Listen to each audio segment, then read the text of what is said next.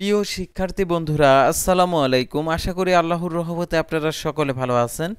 তো finally HSC board চ্যালেঞ্জের খাতার ফলাফল আর কি কবে দিবে সেটা জানিয়ে দিয়েছে শিক্ষা বোর্ড।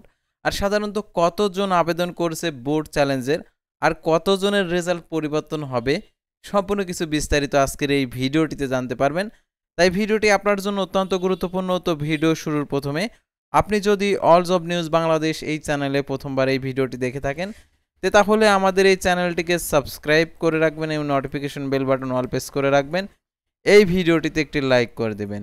আর যারা ইতিমধ্যে আমাদের এই চ্যানেলটিকে সাবস্ক্রাইব করে পাশে রয়েছেন তাদেরকে অসংখ্য ধন্যবাদ আমাদের এই চ্যানেলটিকে সাবস্ক্রাইব করে পাশে থাকার জন্য। তো এখন আমি আপনাদেরকে দেখিয়েছি এইচএসসি খাতা চ্যালেঞ্জের আর কি ফল প্রকাশ কবে। তো দেখতে পাচ্ছেন এইচএসসি খাতার চ্যালেঞ্জের ফল প্রকাশ যেদিন অর্থাৎ যেদিন হবে ফাইনালি তারা জানিয়ে দিয়েছে। তো দেখতে পাচ্ছেন এখানে যে শিক্ষা বোর্ডের পরীক্ষা নিয়ন্ত্রক অধ্যাপক এস কামাল উদ্দিন হায়দার বলেন, এবছরে ঢাকা বোর্ডের খাতা চ্যালেঞ্জের আবেদন করেছেন ৬৬,১৫০ জন পরীক্ষার্থী। আবেদন পড়েছে ১,৩৬,৫০৬টি বিষয়ে।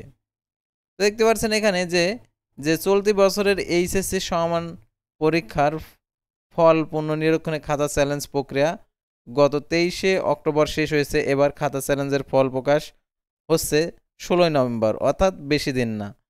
শনিবার ২৫শে অক্টোবর দৈনিক শিক্ষা .কমকে ঢাকা মাধ্যমিক উচ্চ মাধ্যমিক শিক্ষা বোর্ডের কর্মকর্তারা তার তথ্যটি নিশ্চিত করেছেন।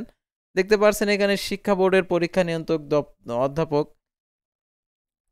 কামাল উদ্দিন হায়দার এবছরের ঢাকা বোর্ডের খাতা চ্যালেঞ্জের আবেদন করেছেন ৬৬,১৫০ জন পরীক্ষার্থী।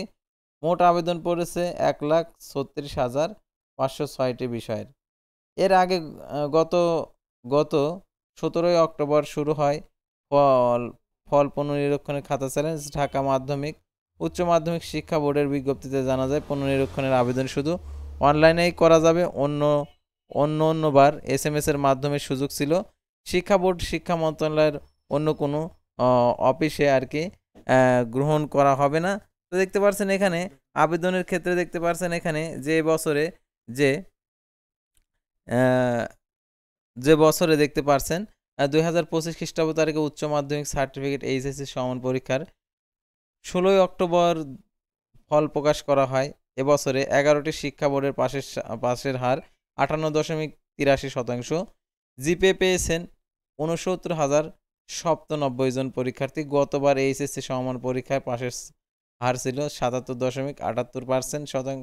আর এটা কমেছে হচ্ছে দেখতে পাচ্ছেন এবার পাস কমেছে ১৮.৪৪%।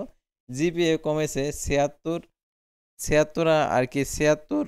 এবার ১১টি শিক্ষা বোর্ডের পরীক্ষার অংশ নিয়েছিল ১২,৫১,১১১ জন শিক্ষার্থী।